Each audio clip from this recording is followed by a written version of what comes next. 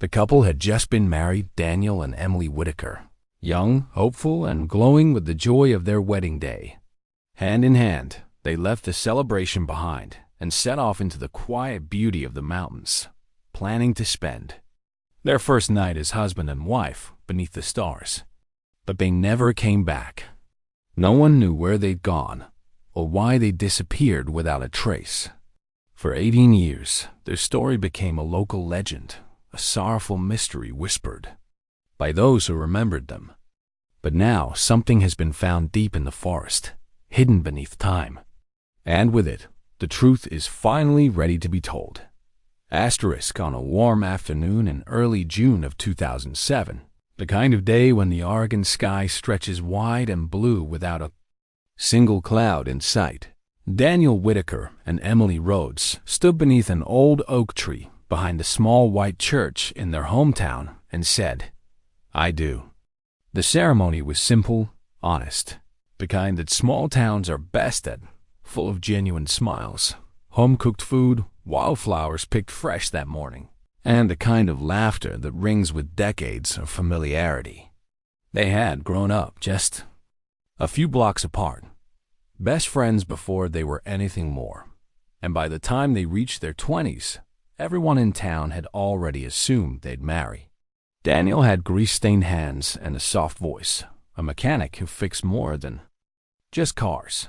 He was the type to repair your fence if the wind knocked it down, or carry your groceries if your knees were bad. Emily, with her red hair and calm smile, was the beloved local schoolteacher, known for staying after class with the kids who struggled and for remembering every parent's name at every school event. They were, as many said that day, the best of what this town had left, after the final toast had been made, after the cake had been cut, and the first dance had finished under twinkling string lights in the churchyard. Daniel opened the passenger door of his well-loved Chevy pickup for Emily. He kissed her hand with theatrical flair, making her giggle like she was still 16. And then they pulled away with tin cans rattling behind them and a "Just Married" sign lovingly hand-painted by her students. They were headed toward the Crater Ridge National Forest, where they had rented a remote cabin tucked into the pines for a quiet honeymoon away from everything. No phones, no internet, just each other and the sound of the wind. It was only a few hours away, close enough for comfort, but far enough to feel like an escape. They waved as they turned the corner past the gas station where Daniel used to work.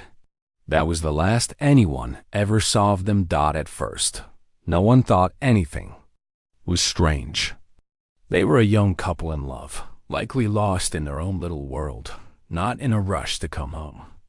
Emily had said she wouldn't have cell reception up there anyway. A week passed, then 10 days, and when Margaret Rhodes, Emily's mother, called and left messages that went unanswered, she reminded herself not to worry. But by the second week, the calls turned more frequent, the tone more brittle. Margaret drove to the school herself, thinking maybe a note had been left or someone had heard from Emily, but no one had.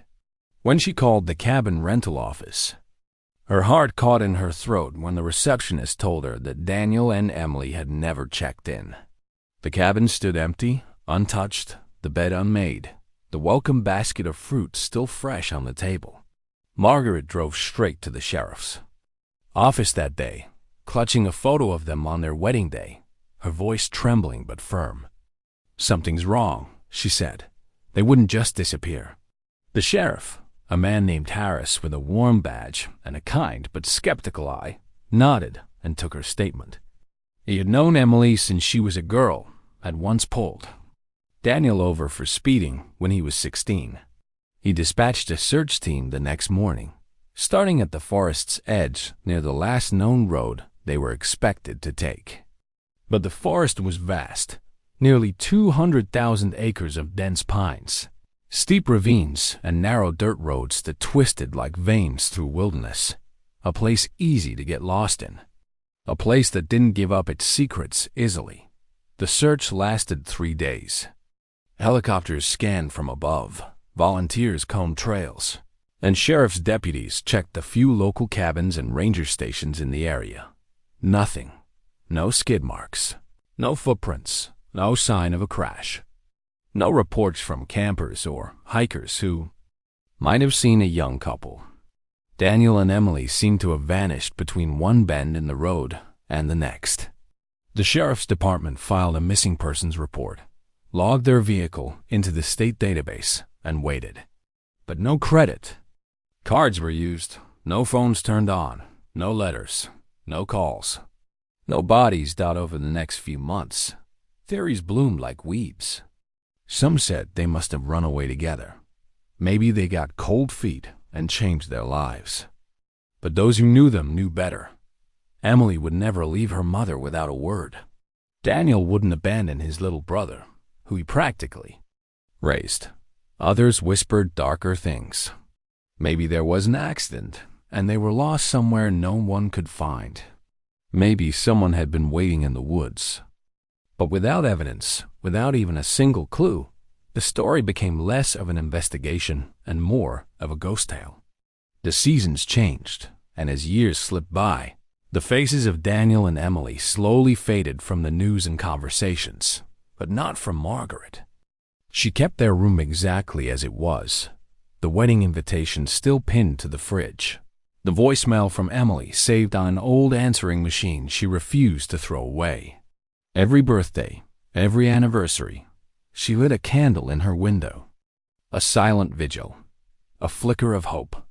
Somewhere deep in her bones, she believed they hadn't just left. Something had happened. Something was waiting to be found. And though the world had moved on, though the sheriff retired and the files were stored in dusty cabinets, the forest never forgets. And sometimes it remembers at the strangest time, in the most unexpected way, when the right person finally walks into the right clearing under the right sky. In the days following the wedding, as sunlight danced across the quiet streets of Pinebrook and the scent of blooming lilacs lingered in the air, the absence of Daniel and Emily was barely noticed. Honeymoons were meant to be private, after all. No one expected phone calls or postcards right away. It was a time for quiet moments, for laughter only the trees would hear, for mornings without clocks and nights wrapped in each other's arms beside a crackling fire. But by the second week, unease crept in, slowly at first, like a shadow lengthening across the floor. Margaret Rhodes, who had always respected her daughter's independence, found herself staring at the silent phone more than she cared to admit. She told herself not to worry. Emily had promised to call once they returned. Maybe they'd extended their trip, taken a detour to the coast, fallen in love with the road the way young couples sometimes did.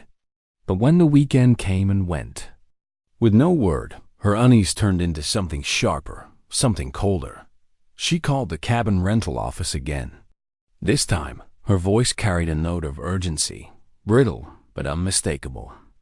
The woman on the line paused, clicked her keyboard, and softly said, "Ma'am, I'm afraid they never checked in." Margaret felt the words like a slap. "You're sure?" she asked, her fingers gripping the phone. "Positive?" the receptionist replied. "We tried calling them too when they didn't show, but we didn't get an answer. The fruit basket meant to welcome them had spoiled on the counter. The bed remained neatly made. No footsteps in the dust. No sign of arrival at all. Panic bloomed like wildfire. Margaret called the sheriff's office and spoke to Sheriff Harris himself. He listened carefully, asked quiet questions, and promised to look into it. The next day, deputies visited the roads leading into Crater Ridge National Forest. A modest search was launched, with a few local volunteers joining the effort. Helicopters were unavailable that week, tied up in a wildfire response elsewhere, but the team did what they could. They combed through trailheads, checked the cabins, questioned rangers, and followed every road that spidered into the trees. But the forest was vast and indifferent. The truck left no trail. No recent transactions, no traffic cams caught them. It was as if the world had swallowed them whole. Back in town, whispers began. At the diner, where Daniel used to eat breakfast every Thursday before work, someone asked, "You think they just ran off?" A waitress replied softly, "Emily wouldn't do that to her mother." At the mechanic shop, Daniel's boss stared. At the empty bay where Daniel's tools still sat, untouched. "Not like him," he muttered. "Not like him at all." Emily's students asked questions she wasn't there to answer. The school put together a small vigil. The local paper ran a headline for 3 days, then moved on. Sheriff Harris kept the case open, but as weeks turned into months, he had fewer and fewer answers to offer. The seasons changed. Autumn painted the forest in fire and gold. Winter crept in and froze the trails. By the following spring, all that remained of the search was a thin folder in the sheriff's cabinet, labeled simply Whitaker Rhodes, 2007. Inside were copies of missing persons reports, statements from Margaret, a blurry photo of their truck taken from their wedding day. That was all. No wreckage, no sign of struggle, no evidence of where they went or why, no clear direction to follow. Margaret did not accept the silence. She wrote letters to newspapers, to state authorities, to radio shows and forest rangers, and anyone who might listen. She joined forums online for missing persons, hoping to spot a pattern, a detail, anything that might suggest what had happened. To her only daughter. At night, she listened to Emily's voice on the answering machine. "Hi, Mom. We're all packed. I love you. I'll call you when we get back." That was the last she heard. The tape wore thin, but she refused to erase. It died every year. On the anniversary of the wedding, Margaret lit a candle in her window and left the porch light on. Sometimes neighbors joined her, bringing flowers or sitting quietly on her porch as the sun dipped behind the hills. Some offered theories, others only their presence. But as time wore on, fewer people came. The story grew old. New stories took its place. Young couples got married. Children were born. But in Margaret's home, time stopped. The flowers on Emily's dresser never wilted, replaced week after week. Daniel's name was never removed from the church's prayer list. 18 years is a long time to hold your breath. Long enough for phone numbers to change, for buildings to be torn down, for technology to outgrow its own memory. Long enough for people to stop asking, but Margaret never stopped wondering. Somewhere deep inside her, a truth pulsed, not knowledge, not proof, but instinct, raw and unrelenting. They hadn't run away. They hadn't abandoned their lives. Something had happened, something quiet, swift, and hidden by the trees. Crater Ridge remained as it always had, dense, wild, and largely unexplored. Its paths twisted in ways maps never quite captured. Its soil covered more than just roots. And while hikers passed through its more forgiving trails, few ventured into the forgotten corners, where trees grew older than memory and light took longer to reach the ground. Margaret had once stood at its edge, staring into the green abyss, wondering what secrets it kept. She never stepped in. Not alone, but she kept hoping someone would. Someone who might stumble upon the truth, not because they were looking, but because they were meant to find it. And somewhere in the thick silence of that forest, something waited, not just for justice, but to be remembered. Years have a strange way of folding themselves into the corners of memory, hiding the sharp edges of tragedy beneath layers of dust and routine. In Pine Brook, life moved forward with quiet determination, as small towns often do. New families moved in. Children grew taller. The diner changed hands. Yet for those who had lived there long enough, the absence of Daniel and Emily Whitaker still lingered like a faint perfume. Something sweet, familiar, and unsettling when it caught you unexpectedly. Their wedding photo remained pinned to the bulletin board in the church basement, Yellowed now, its corners curled. For those who still remembered, it felt less like a picture and more like a frozen moment trapped behind glass. Immune to the forward push of time, Margaret Rhodes aged in that same house where Emily was raised, where laughter once rang down the hallway, where the scent of lemon-scented shampoo still lingered on the bathroom tiles. Her steps grew slower, her hair grayer, but her conviction never dimmed. She spoke of Emily often, not with tears, but with the tender clarity of someone who had refused to let her child vanish into a void of speculation and silence. To visitors, she would smile and say, "I still talk to her, you know." Some found it heartbreaking, others found it brave. But none could deny the quiet strength behind her words. The case had long gone cold. Files had been moved to archive storage. Sheriff Harris, now retired, lived 3 towns over with his daughter and 2 dogs. Sometimes, late at night, he would sit on his porch with a glass of whiskey and wonder if there had been something he missed, a clue too small, a road too quiet, a question left unasked. His replacement, Sheriff Bolton, was younger and more interested in budget proposals than ghost cases. Still, once a year, Margaret sent him a letter, always handwritten, always signed with quiet hope, and always asking the same thing: "Has anything new turned up?" The reply never changed. Nothing yet. By the 15th year, many in town had stopped speaking of the disappearance altogether. Newer residents didn't know the story. The forest, too, had swallowed its piece of history. The trees grew thicker where once the roads had been clearer. Fallen branches and shifting soil erased old tire tracks. Weather wore down whatever human imprint had once been left behind. Crater Ridge remained vast and indifferent, its secrets buried deep beneath moss and stone. The trails where hikers wandered led them far from the places where answers might still sleep. Nature is not cruel, but it is forgetful. And in its forgetfulness, it keeps silence well. But not all memories fade. In the library downtown, Mrs. Callahan, now well into her 70s, kept the old newspaper clippings in a manila folder behind her desk. When a new intern asked once why she kept such old news, she simply said, "Some stories wait longer than others to finish." And she was right, because stories, the real ones, the ones that matter, do not vanish. They burrow, they rest, they wait for the world to circle back. And sometimes they awaken when least expected. It was early spring of 2025 when the forest stirred again. The snow had barely melted off the higher ridges of Crater Ridge National Forest.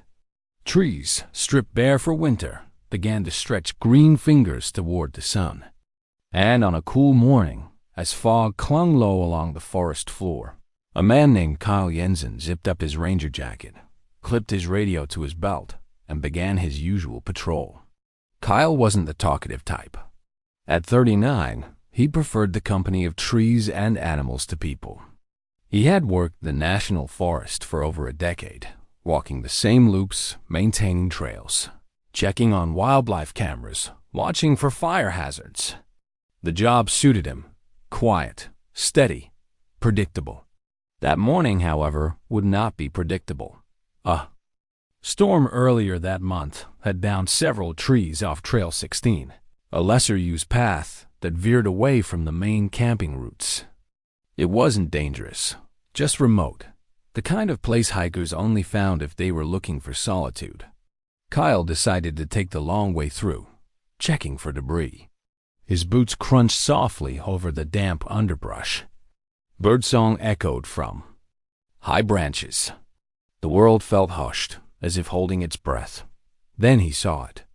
Just off the trail, half hidden under decades of fallen pine needles, was a piece of fabric. Not animal fur, not plastic. A dull, sun-bleached scrap of what once might have been a shirt or a curtain or something else entirely. Curiosity, more than alarm, pulled him closer. A few feet away, a metallic glint caught his eye.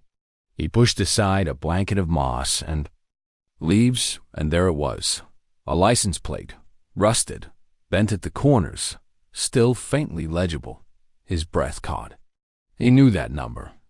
Every ranger in this district did, though they hadn't spoken it aloud in years.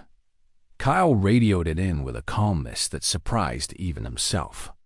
He marked the coordinates, then stood quietly, staring into the woods as if they might speak. Around him, the forest rustled unconcerned. Just trees, just earth, just time. But beneath that soil, beneath the quiet surface, something had waited. 80 years of rain and snow and sun had passed over this place, hiding it in plain sight. Kyle didn't know what he'd found, exactly. Not yet. But something inside him whispered that this was the story that had refused to die. The shadows of time had shifted, and the forest, at long last, was ready to give one of its secrets back. The forest has a way of holding its breath, especially in the early hours before the sun climbs high enough to burn away the mist. That morning, Kyle Jensen stood still in the hush of Crater Ridge, the air damp with dew and the scent of cedar rising from the ground. His gloved fingers hovered above the rusted license plate, its numbers nearly obscured by years of weather and rot, but just clear enough to read. And in that moment, as he whispered the numbers aloud, and they echoed faintly against the stillness, he felt something shift. Not the ground beneath his feet, not the wind through the trees, but something within himself, an awareness, as if the forest had finally opened one slow eye after a long and dreamless sleep. He stepped back, took a breath, then reached for his radio. Dispatch, this is Ranger Jensen. I have a possible find. License plate match on a vehicle from a cold case. Requesting immediate response and forensic team. Coordinates transmitting now. The woman on the other end, used to routine trail reports and weather updates, went silent for a beat. Then, with barely concealed tension, she confirmed his message and assured him help was on the way. Kyle remained in place, pacing a slow circle around the discovery site, careful not to disturb anything more than he already had. Every branch, every fallen leaf, now seemed to carry weight, history, the residue of something too long buried. An hour later, the first responders arrived. A pair of state troopers, a forest investigator, and Sheriff Bolton himself, who had never expected to lay eyes on the case he had inherited in name only. He shook Kyle's hand firmly, but said little, his eyes already scanning the area with a mixture of disbelief and grim recognition. They began their careful excavation with gloved hands and quiet murmurs, lifting branches and pushing back decades of undergrowth. Within minutes, the full shape of the vehicle emerged from the earth's embrace, a 1995 Chevrolet pickup, its frame warped by time but unmistakable. The tires were flattened, rotted to husks, and moss had crept through the broken seams of the doors. The windshield, though cracked, was still mostly intact, its glass fogged with mildew and frostbite from winters long gone. Inside the cab, they found what could only be described as a time capsule. A wedding photo, still in its frame, was wedged between the seats. A suitcase, rusted shut, lay on the passenger side floorboard. A crumpled road map, yellowed and torn, rested in the glove compartment beside a pair of sunglasses. The scene was heartbreakingly mundane, as if Daniel and Emily had simply stopped mid-journey and never started again. But the back seat held. What none of them were prepared to face two skeletal figures, partially draped in what remained of clothing, curled together as if in sleep. No visible injuries, no sign of struggle, only stillness sealed by time and the forest's silence. Bolton stepped away to radio the medical examiner. Kyle remained behind, staring through the fog glass at the rings still resting on the bones of their fingers. It was Daniel and Emily. No one needed DNA tests to confirm it, though protocol would demand them. The rings were enough. The way their hands still touched, barely but unmistakably, was enough. For a moment, the air around them seemed to still even further, as if the forest itself paused in reverence.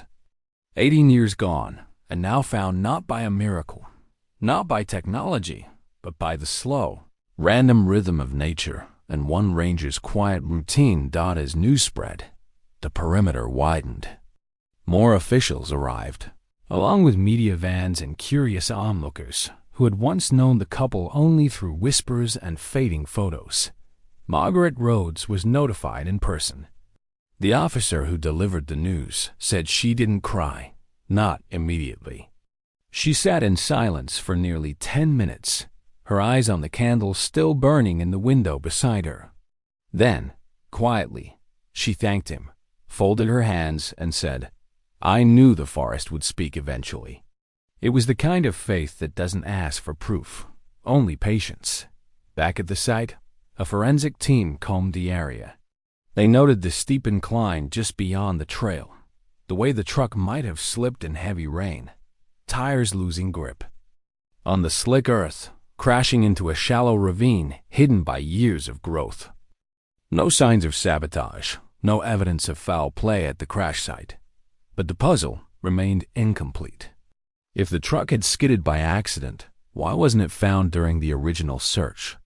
Had it landed just out of view, camouflaged by thick trees and shifting terrain?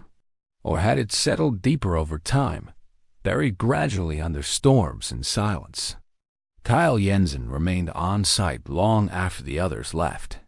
He watched the light shift through the trees, casting long shadows across the newly uncovered ground. He didn't believe in ghosts, not in the way books told it.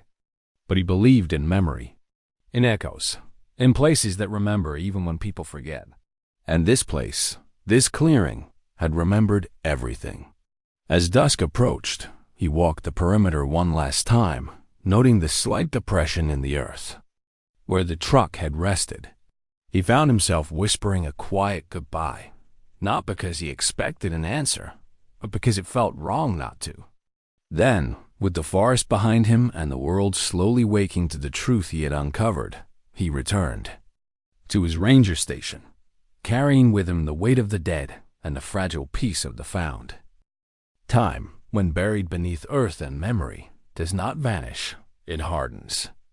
It seeps into metal, into wood, into the fabric of a seat or the cracked leather of a steering wheel. And it holds there like breath caught in a throat. The Chevy pickup? Once Daniel Whitaker's pride, a machine he'd spent years keeping alive with his careful hands, was now barely recognizable.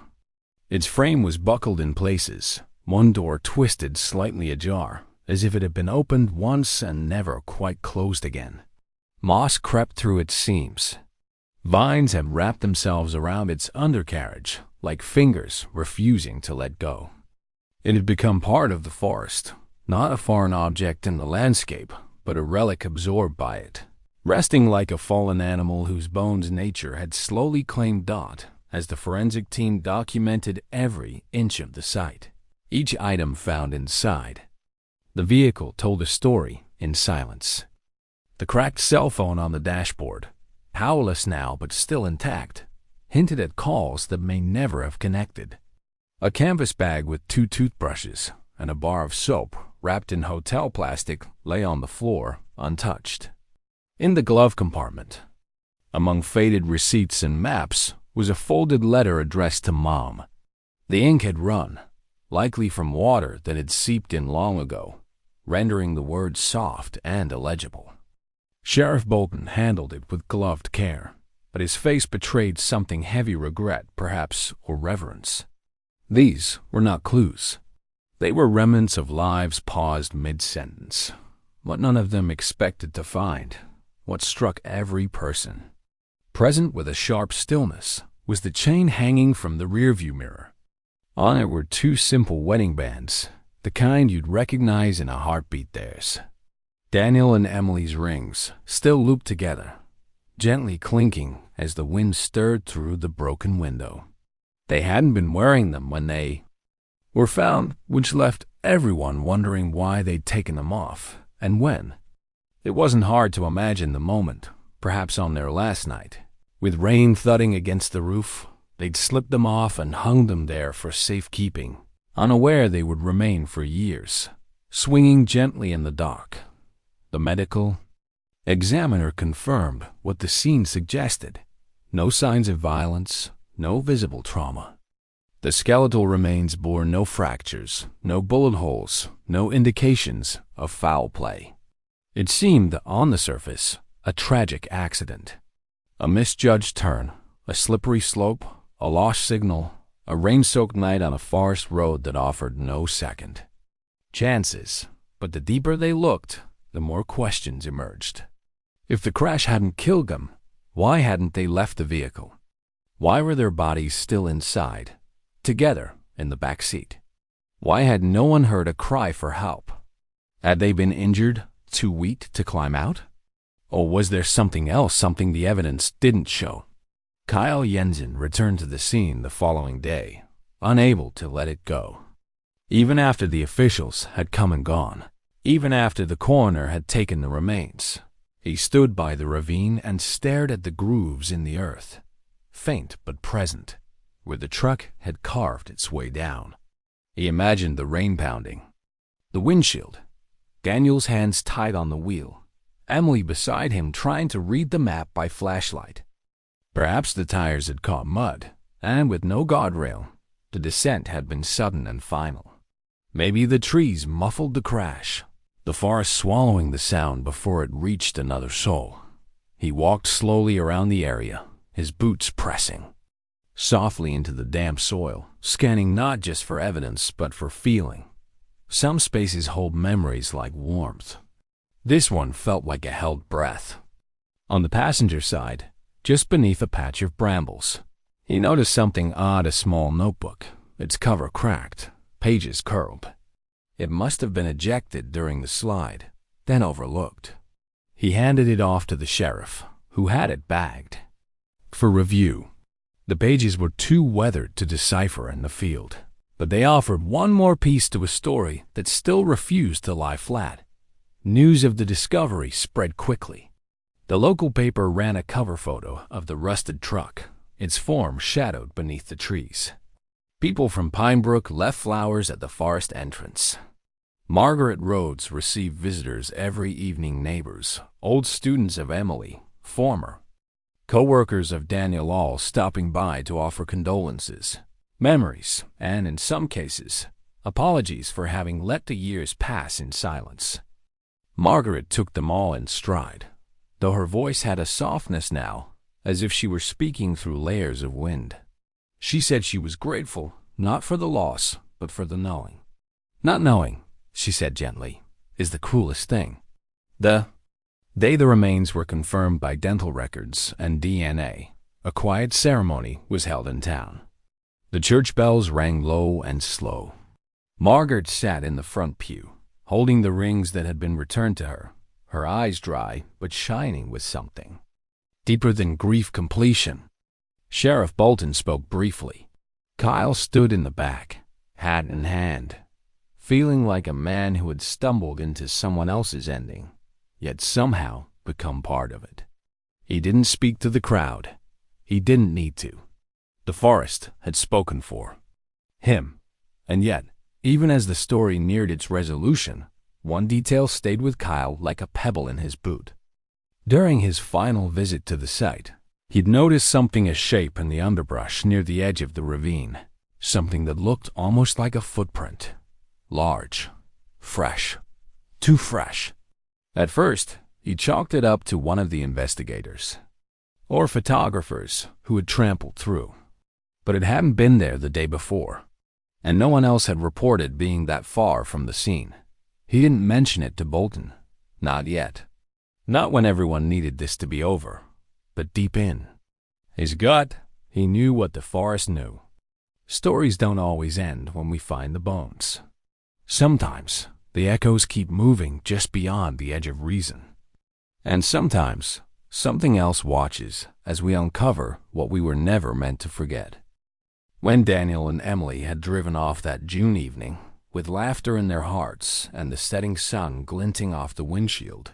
They believed they were headed for a quiet sanctuary in the woods, a cabin nestled beneath towering firs, a place to rest after months of planning and years of waiting. Emily had circled it on the brochure and pinned it to the fridge. Daniel had called twice to confirm the reservation, even paying in advance. It wasn't anything grand, just a single story structure with a porch swing and a fire pit. But to them, it had represented everything that mattered: peace, privacy, and the chance to begin something new without anyone else watching. But they never arrived. They never set foot inside. The fruit basket sat untouched on the counter. The front steps bore no footprints. The door remained locked when Sheriff Bolton reopened the investigation in full. He ordered a complete timeline reconstruction. He wanted every piece re-examined, every inch of road remeasured.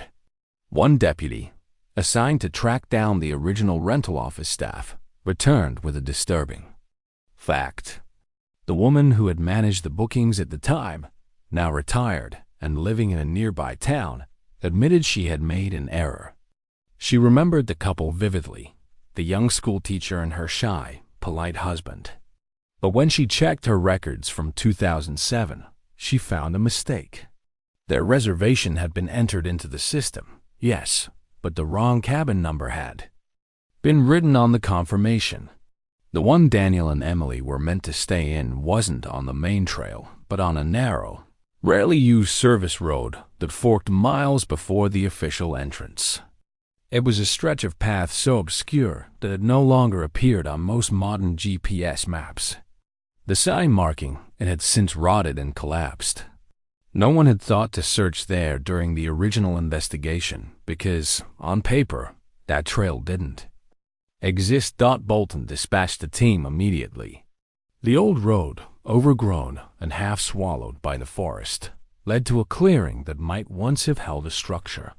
Now, it was only a stone foundation, a few rusted nails, and the faint remains of what could have been wooden siding.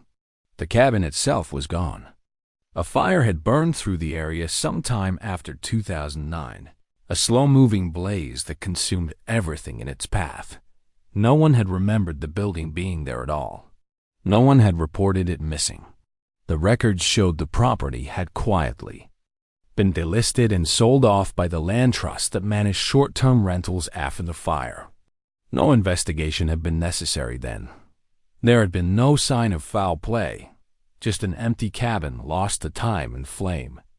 But now, in the light of what had been found, it raised questions too heavy to ignore. Why had Daniel and Emily been directed there instead of the safer, newer cabins? Why had no one followed up when they didn't arrive? Why was the wrong road never searched? The more they uncovered, the more the silence from that time seemed less like negligence and more like a blind spot, an entire path overlooked, not just by investigators, but by the system itself. Even stranger, one of the officers who had worked the original search, now in his late 60s, admitted under questioning that he had seen a trail near that area but hadn't mentioned it. It was too overgrown, he recalled. Didn't seem passable. I figured they wouldn't have taken it. Margaret, upon learning of this revelation, sat long in her living room that evening, staring at the photocopy of the old brochure. It showed the cabin exactly as Emily had described it to her: charming, secluded, ringed by trees. On the back, in Emily's neat cursive, was written, "Our first home, even if just for a week." Margaret traced her daughter's words with one finger, not crying, not speaking. There was nothing left to say. She had waited 18 years to learn where they had gone. Now she also knew where they were supposed to be. Back at the clearing, Kyle Jensen returned once more, though the case had technically shifted to federal jurisdiction. Something about the ground called to him, the scar of a place that had held promise and then erased it. He knelt by the foundation, brushing away pine needles, imagining where the front door might have been, where Daniel might have carried Emily over the threshold. He pictured her setting down her suitcase, him lighting the first fire. None of that happened, of course. Their truck had slid off the road before they ever reached it. But somehow, this place felt tied to their absence, like a promise made but never kept. One forensic analyst reported that, judging by the terrain and the original cabin location, Daniel and Emily would have had to make a sharp left turn down a gravel path nearly hidden by trees. If they missed it, they would have followed the wrong trail, the one that led directly toward the ravine. And if it had rained that night, as weather records confirmed, then the road would have been slick, visibility low. With no lighting, no signage, and no cell reception, it would have taken only one wrong turn to lose everything. That wrong turn became the pivot of the story, small, almost invisible, but monumental in its consequence. One clerk's mistake, one missed sign, one forgotten road, and 2 lives vanished into the quiet of Crater Ridge. In the aftermath, the county quietly committed funds to remark every service trail, to install signs where there were none, and to audit every rental listing tied to public lands. Too late, of course, for Daniel and Emily, but perhaps not too late for others. And still, the forest watched. And still, it remembered. Even after the investigators packed up their equipment and the last yellow tape fluttered loose from the trees, the forest didn't return to silence, not really. It seemed to hum softly now, as if awakened by the uncovering, its long memory, stirred into motion. The birds still called from the treetops, and the wind still rustled through the branches. But there was something else beneath it all, a hush that felt like listening or waiting. And those who knew how to listen in return, like Kyle Jensen, began to hear it. Kyle had never considered himself a superstitious man. His job depended on practicality, watching weather patterns, marking migratory routes, maintaining safety protocols. But there was a rhythm to the wild he had always respected. You spend enough time in the woods, you learn when to step lightly, when to turn around, when something unseen is staring from the shadows. After Daniel and Emily were found, he found himself returning again and again to the area, not because duty called him there, but because it felt unfinished. Not just the investigation, but something deeper. Something in the air that pulled at him like a memory he didn't own. On a gray morning in late October, with mist curling low across the valley and frost whispering across the leaves, Kyle set out before sunrise. He didn't tell anyone he was going. No official report, no radioed coordinates. Just him, his boots, and a quiet conviction. He followed the same path toward the ravine, then veered left, deeper into the ridge where even satellite maps showed nothing but green. The trail he followed was barely more than instinct broken branches, a disturbance in the underbrush, the faint impression of footsteps too fresh for comfort. He hadn't told anyone about the prints he saw near the truck weeks ago. Maybe he was wrong. Maybe they were old. But something about them hadn't sat right. And now, with each step deeper into the woods, that discomfort returned. The forest thickened, branches clawing at his sleeves, the light dimming as the canopy closed above. He found remnants here and there, charred wood that might have been part of the cabin's remains, rusted nails, fragments of glass. But further in, he came upon something stranger. A clearing not marked on any map, encircled by stones stacked deliberately, almost ceremonially. At its center was an old wooden post, perhaps once part of a fence or boundary, now split at the top and draped in weather-worn fabric. It looked like cloth from a dress white, once, now gray and torn. For a long moment, he stood frozen, listening. Nothing, not even birdsong. Then he heard it. Not a voice, not quite, but a sound so human it made his skin tighten a soft, echoing weep, high and low at once, like sorrow echoing through hollow wood. He turned sharply. No one there. The clearing was still, but it didn't feel empty. It felt crowded with the weight of eyes that couldn't be seen, memories that had no mouths but still begged to be known. He took a cautious step back, then another. The sound stopped. Only the wind remained. That evening, Kyle filed no report. He told no one what he'd found. He wasn't even sure what he'd seen. He returned to the ranger station and sat at his desk long after the sun went down, staring at the old trail maps, tracing invisible lines between what should be and what might have been. He tried to rationalize it: old fabric caught in branches, the cry of a bobcat, wind through broken trees. But deep down, something refused to be explained. It wasn't fear he felt. It was presence. And presence, in a forest so old and uncharted, was never just a coincidence. Meanwhile, back in town, Margaret began receiving letters. Not official ones, but handwritten envelopes from strangers who had read about Daniel and Emily's story in regional papers or heard it pass through the grapevine. One woman wrote from Tennessee, claiming to have dreamed of a couple stranded in the woods, calling out names she didn't recognize. Another sent a charcoal drawing, rough and untrained, but unmistakably depicting two figures standing at the edge of a forest, holding hands with one pointing towards something just out of view. Margaret didn't dismiss them. She placed them in a wooden box beside her daughter's journals. To her, these weren't delusions. They were echoes, and it wasn't just letters. A hiker passing through the Crater Ridge trails weeks later reported hearing laughter in the trees, bright, fleeting, then gone. A dog walker claimed her golden retriever froze at a bend in the trail, staring into the trees and whining until she turned back. A wildlife photographer picked up what sounded like faint music on his parabolic microphone, though no one else was near. Always small things, always easy to dismiss.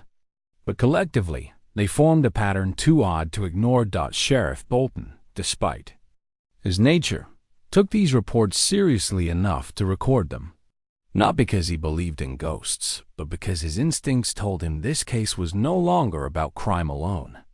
It was about something the forest had absorbed and was only now beginning to let out in fragments.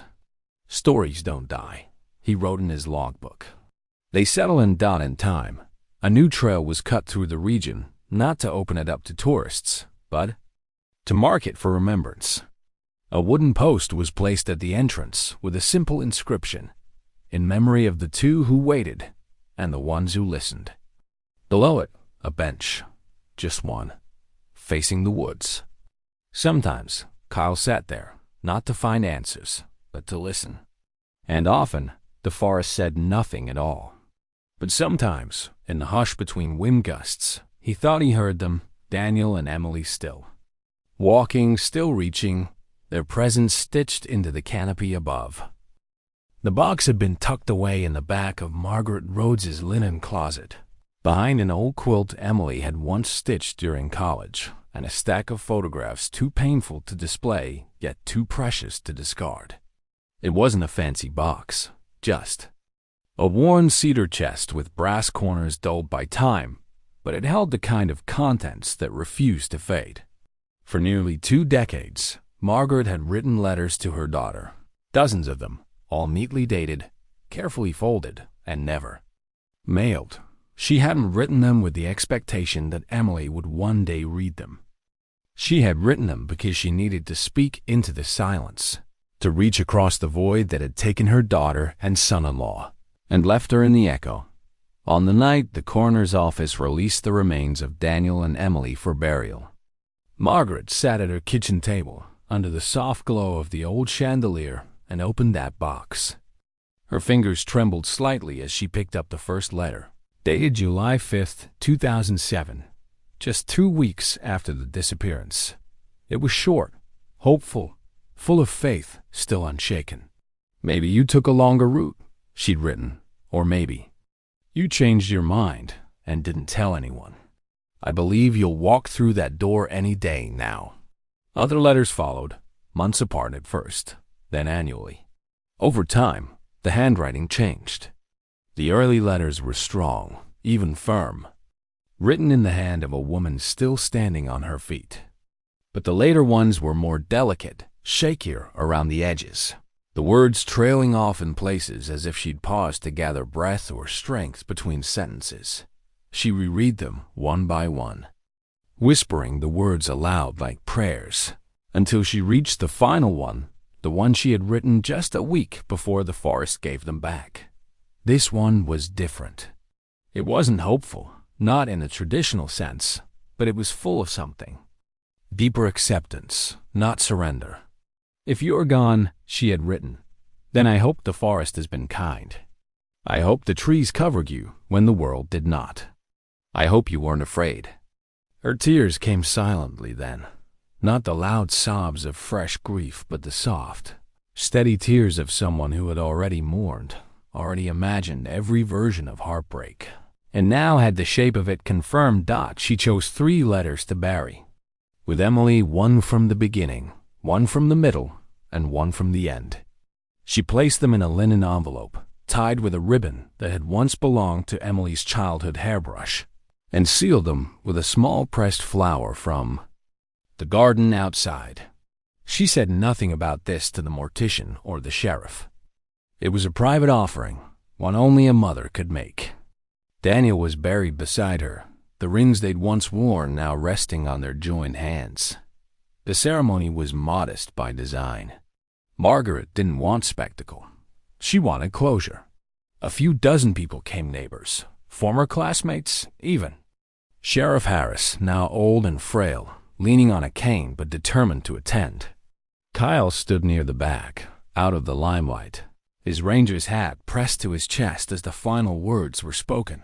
After the burial, people lingered, reluctant. To leave as though walking away meant letting go too soon. Margaret stayed behind longest. She knelt between the 2 headstones, whispering words no one else could hear. When she finally stood, she turned to Kyle and said simply, "Thank you for listening to what the forest had to say." He didn't reply. He only nodded, because some moments don't need language. They only need to be shared. That night, Kyle returned to his station to find something waiting on his desk. It was a package wrapped in brown paper with no return address, only a single word written in pen across the front: Echoes. Inside was a small bundle of aged letters. The top one was addressed to the man who found them. Confused, he unfolded it and read. The handwriting was unfamiliar but elegant, penned by someone who had once lived near Pinebrook and had known Emily from her schoolteacher days. "I don't know why," the letter began, "but I've been writing to her for years. Just like she might hear me. I think others have too. Maybe we didn't forget. Maybe we were holding her story, waiting to pass it on." The letters were from all over, some written by people who'd never met the Whitakers, others from those who had known them only in passing.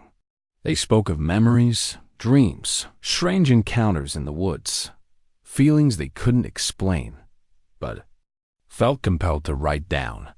It was as if, once the forest gave them back, the veil between knowing and unknowing had thinned, and everyone who had carried a piece of their story now felt released to share it.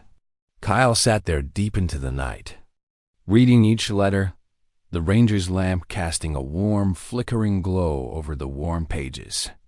The room was quiet, but the words hummed around him, connecting him not only to Daniel and Emily, but to every life their disappearance had touched. He made copies of the letters and brought them to Margaret the next morning. She took them with both hands and pressed them to her chest. "They remembered," she whispered, not to Kyle, but perhaps to Emily, or to the trees, or to the space between life and death where such whispers find their way. She would keep them, she said, not just to reread, but to one day pass on to her granddaughter, if there ever was one, so the story wouldn't be lost again. Stories, after all, survive not by being buried, but by being told. And in the town of Pinebrook, people began to tell the story again. Not as a tragedy, but as a kind of long echo, a tale about love that was almost lost, A forest that remembered, and the letters that kept hope alive when nothing else could. And that, perhaps, was the real miracle. Not just that they were found, but that even in absence, they had never truly disappeared. The forest gives and the forest keeps, and sometimes it watches. That was the phrase Kyle Jensen couldn't shake as fall faded into early winter, and the once whispered tale of Daniel and Emily Whitaker began rippling beyond Pine Brook's borders. Newspapers, small and regional, picked it up first. A few online podcasts ran soft-spoken episodes about it. People who'd once barely remembered the couple began sharing stories over coffee again. But underneath the warmth of reconnection and the catharsis of long-awaited closure, something else lingered, something harder to explain. Something that came to a sharp point one morning when a hunter wandered into the ranger station, shoulders tense, eyes wide, and hands trembling around a steel thermos. Kyle had just returned from a pre-dawn patrol when the man stumbled in. He was local, in his 60s, one of those quiet loners who'd lived near the ridge for years. His name was Walter Quinn, a retired electrician with no known tendency for drama. But this morning, he looked rattled. "I saw someone up there," he said. "Not a hiker, not a ranger, just a man, standing where no one should be." He described the figure as tall, thin, with a long coat that fluttered slightly in the breeze. Not moving, not walking, just watching from the tree line above the old trail near the ravine. When Walter called out, the man didn't answer, didn't flinch, just turned slowly and walked deeper into the woods, vanishing between the pines. Without a sound, Kyle didn't say much. He didn't question Walter's sanity or ask about medication. Instead, he pulled on his jacket, grabbed his pack, and headed back toward the ridge. There was something in Walter's voice that unsettled him, not fear exactly, but certainty. And certainty, in matters of the forest, demanded attention.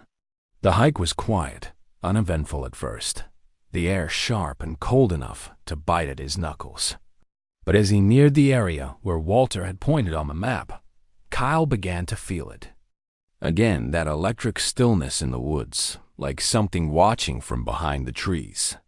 He paused near the edge of the ravine, surveying the clearing below where Daniel and Emily's truck had once rested.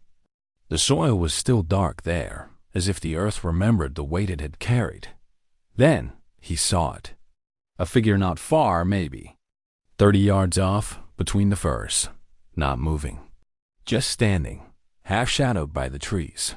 The coat was long, dark, worn. The man's face wasn't visible. Instinctively, Kyle raised his hand in greeting. "Hello?" he called out. No answer. He stepped forward, slowly, keeping his tone calm. "You okay out here?" Still no reply. Then, without a sound, the figure turned and began walking.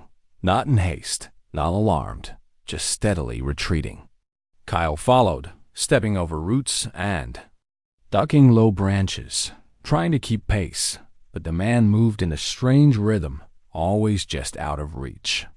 After several minutes, Kyle reached his second clearing, but the man was gone. Not a footprint, not a sound, nothing. He stood there, heart thudding harder than he liked to admit, feeling the cold settle in through the seams of his jacket. Then he noticed something. On a nearby tree, etched into the bark with a blade or perhaps a nail, were 2 letters, D+E, old, weather-worn, but unmistakable. Beside it, a small bundle of dried wildflowers, recent, carefully placed. Someone had been there, and whoever they were remembering. Back at the station, Kyle made no formal report. There wasn't enough. No crime, no trespass, no proof. But the image stayed with him, imprinting itself in the folds of his thoughts like a persistent echo. Over the next few weeks, more stories surfaced. A hiker claimed he saw a man at dawn near the memorial bench, silent and unmoving. A young couple said they found boot prints outside their tent one morning, though they'd camped miles off trail. Always the same description: tall, distant, never threatening, but never speaking. Some began calling him the man in the pines. Others said nothing, afraid to turn a human tragedy into folklore too soon. Margaret heard the stories too. Her neighbor brought them up one afternoon, half joking, saying maybe Daniel had come back to protect the trail. Margaret didn't laugh. She stared out the window, eyes distant. Daniel wouldn't come back alone, she said softly, her voice more memory than sound, and that was what struck Kyle too. If it was Daniel, if there was something of him left in those woods, why was he alone? Where was Emily in Olive? That absence made the stories colder. One day, just before Christmas, Kyle returned to the forest with a thermos of coffee and a folded blanket in his pack. He didn't know why, only that the trail felt heavier now, and some part of him believed in showing up. He walked past the ravine, past the memorial bench, up toward the tree line where he'd last seen the figure. He left the blanket on a fallen low branch and poured a small cup of coffee, setting it on a flat rock beside the flowers someone else had left. "In case you're cold," he murmured. "In case you're still watching." He stood there a while, the forest breathing around him. He didn't see the man that day, but he didn't feel alone either. Later that night, back in town, Margaret lit 2 candles in her window, not one. And when asked by a friend why, she simply said, because they came here together. They should be remembered that way. And so, in the quiet edges of Pinebrook, the stories grew not as hauntings, but as presences. Not warnings, but reminders. That some love lingers in the trees. That some endings are not ends at all, just footsteps fading deeper into the woods. The forest does not forget.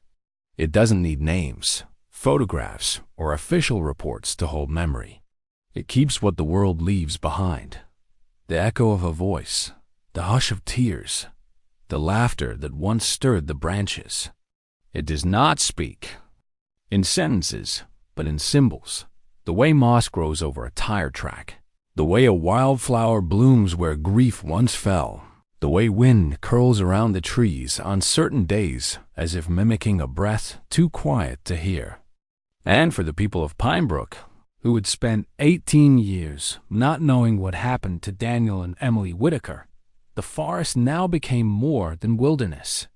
It became a witness. In the months following the discovery, the story settled into the town like fresh snow, softly, slowly, changing the landscape in ways both visible and unseen. The local high school held a small remembrance ceremony.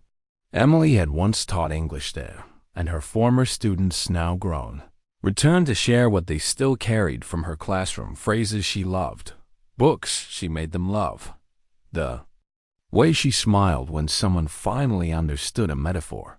They planted a dogwood tree in the courtyard, its roots breaking ground just before spring. At the diner, a laminated newspaper clipping hung near the register, a photograph of Daniel, mid-laugh, his arm around Emily at their wedding. People often paused to look at it, some with reverence, others with quiet guilt. One man who'd lived down the road from the Whitakers confessed to Margaret that he'd always meant to join a search party, but never found the time.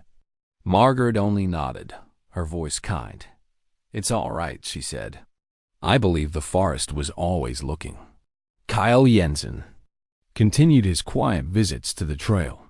No longer driven by duty, they had become something more personal, a kind of ritual. He brought small things now. A silver locket he'd found buried in the ash near the old cabin foundation. A copy of the trail map from 2007. A tiny jar of wild honey. He left them near the memorial, unsure if anyone would find them, but feeling somehow that they mattered. One morning, he arrived to find something new in return. A pair of footprints beside the bench. Larger than his own, deep, clear, made after the last rainfall. No one had reported hiking there that week. The tracks led from the woods to the bench, then back again. No circles. No hesitation. Just a path in, a moment of stillness, and a path out. He didn't mention it to the sheriff. By now, both men understood the nature of things best left unmeasured. Bolton, for all his skepticism, had begun driving out to the trail once a week.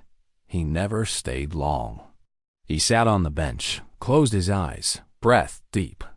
"It's like something's—" Still listening, he told Kyle one afternoon. "Like the trees are holding more than just air."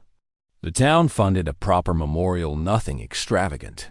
Just a carved wooden sign beneath the trees near the ravine, bearing both names and a quote from one of Emily's favorite poems. "Though we walk among shadows, love remains."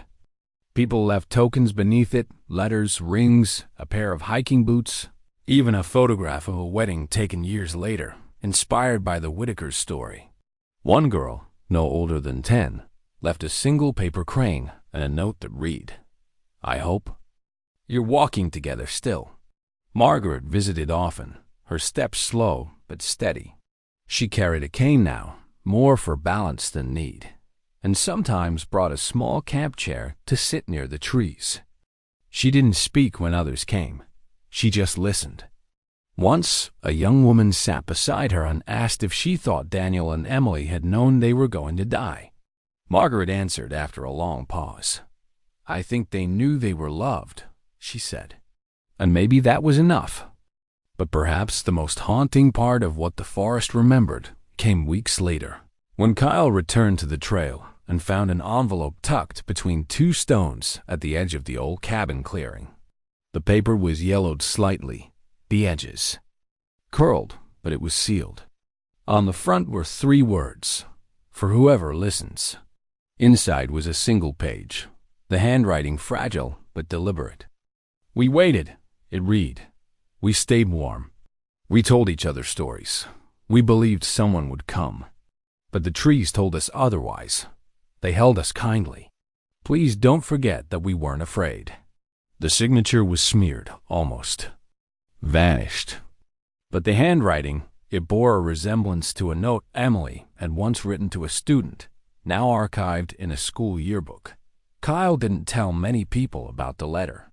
He showed Margaret, of course. She touched it with a reverence, usually reserved for sacred objects, and asked if she could keep it. He agreed. She placed it in her cedar box next to the others. "I think she wrote it," she whispered. "I think the forest waited to be sure someone was ready to read it." The letter changed something in Kyle. It didn't bring resolution. It didn't explain everything, but it brought weight. Proof, perhaps, that stories don't always die with the teller. Sometimes they linger, folded between leaves and memory, waiting for someone to reach into the quiet and find them. And the forest, for its part, seemed to exhale. The wind was softer now, the trail more open. The trees no longer held their breath. They had told their story, or at least enough of it for the world to remember. The first snow of winter came early that year, drifting silently over Pine Brook like a benediction. The town looked smaller under its weight, softer somehow, as if even the buildings were leaning inward to listen. The trail where Daniel and Emily had vanished and now been remembered was covered in a light powder that sparkled like glass in the morning sun. There were no footprints yet, just trees, just wind, just quiet. But something had changed, not just in the forest, in the people, in Margaret Rhodes, whose shoulders no longer carried the invisible weight of wondering, in Kyle Jensen, who now walked through the woods not searching for the lost, but watching over what had been found, and in Pine Brook itself, which had finally allowed itself to feel the fullness of grief and the surprising beauty of closure. Margaret awoke early that morning, same as always, but this time she felt something different stir within her, not urgency, not sorrow, but purpose. She dressed in silence, wrapped herself in the shawl Emily had once knitted on their porch in summer, and stepped out into the stillness. The air was crisp but not cruel, and the sky hung heavy with the hush of snowfall. She took the back road, through town, passing the shuttered bookstore where Emily had worked part-time after graduation, the church where they were married, the streetlight under which Daniel had once waited for her in a second-hand tuxedo with a trembling bouquet in his hands. She remembered it all, not with pain this time, but with something like peace. When she reached the trailhead, she was surprised to see someone already there. Kyle stood with a shovel in one hand and a wooden sign in the other, his breath rising in soft clouds. He turned at the sound of her steps and smiled in that quiet way he had, not wide, but honest. "I figured today was the right day," he said, "to place the last marker." Margaret stepped beside him, looking at the sign. It was simple, hand-carved, and read, "The Whitaker Path, where love endured." Below that, smaller letters, "In honor of Daniel and Emily, who found each other and stayed." No dates, no dramatic inscriptions, just truth. Kyle drove the post into the ground while Margaret held it steady. The snow continued to fall. They walked the trail together, slowly, stopping at the bench that faced the woods, the one where so many now came not to mourn, but to remember. Someone had already left fresh flowers, red and white, bundled in twine. A small sketch had been tucked beneath a stone, a child's drawing of two people standing hand in hand beneath a towering pine. Margaret looked at it for a long time, then carefully placed it in her coat pocket. "I think I'd like to teach again," she said suddenly, her voice steady. "Not full-time, but something. A writing group, maybe, for women like me. People who've held on to stories and don't know where to put them." Kyle nodded. "That sounds right." They sat on the bench in silence for a long while, not because there was nothing to say, but because the moment itself said enough. Back in town, the local paper ran a small column that week titled "A Place to Begin Again." It wasn't about the tragedy. It was about what followed, the way the community had drawn closer, the way old friends had reconnected, how strangers had written letters to people they'd never met. There were plans now to build a small storytelling cabin near the trailhead, a place where people could leave journals, write notes, read what others had left behind. It wouldn't be a tourist attraction. It would be sacred in its simplicity, a place where memory and voice could live together without needing to be solved or judged. Just heard, one afternoon in January, as the snow began to melt, a young couple hiked the Whitaker Path. They didn't know all the details. They'd only heard that two people had once come here, gone missing, and been found years later in a way that still left questions. But that wasn't what brought them. It was the feeling in the trees, the sense that something had happened here that wasn't just sad, but enduring. The man bent down to read a note left on the bench. It was dated a few days earlier and signed by someone named It read, "Somewhere between sorrow and grace, I found the pieces of my daughter again. I think she left them here on purpose, knowing one day I'd return to gather them. If you find pieces of your own story in these woods, know you're not alone." The couple didn't speak. They simply took each other's hand and continued walking. That spring, the dogwood tree at the high school bloomed with more color than anyone could remember. Students sat near it during lunch, some leaving scraps of poetry beneath its branches. The English department posted a sign beside it that read, "Tell your story. Someone will listen." Margaret visited once on a warm day in March and stood beneath the blossoms. A teenage girl came up to her and asked if she'd really been Emily's mother. Margaret smiled and said yes. "She taught my brother," the girl said. "He still has the book she gave him. He never finished high school, but he says that book kept him going longer than most things." Margaret touched her shoulder gently. Then it did its job. In the end, Daniel and Emily were not remembered for the way they vanished, but for the way they remained. In letters never sent, in footsteps that left no sound, in the kind of love that roots itself even in the darkest soil. Pinebrook changed. Yes, but so did the people who heard their story. And maybe that's what matters more than any one answer. Not what took them or why it happened, but what grew in the space they left behind. Kindness, memory, the courage to begin again. And somewhere beyond the trees, where no trail marks the path and no sign bears a name, the forest breathes quietly. Not with sorrow, not even with grief, but with the calm knowing that something once lost had finally come home. And so, dear listener, we close the final page of a story that began with love, was shadowed by mystery, and ended in a quiet kind of peace, where memory lives, where love lingers, and where even a whisper in the woods can carry the weight of a lifetime. If this story moved you, if it stirred something deep within your heart, or reminded you of someone you've never forgotten, know this: you're not alone. Stories like this remind us that even in silence, connection endures. Thank you from the bottom of my heart for spending your time with me and staying through until the very end. Your presence, your attention, it means more than words can say. If you enjoyed this video, please consider giving it a like, and if you haven't already, subscribe to the channel so you don't miss the next journey we take together.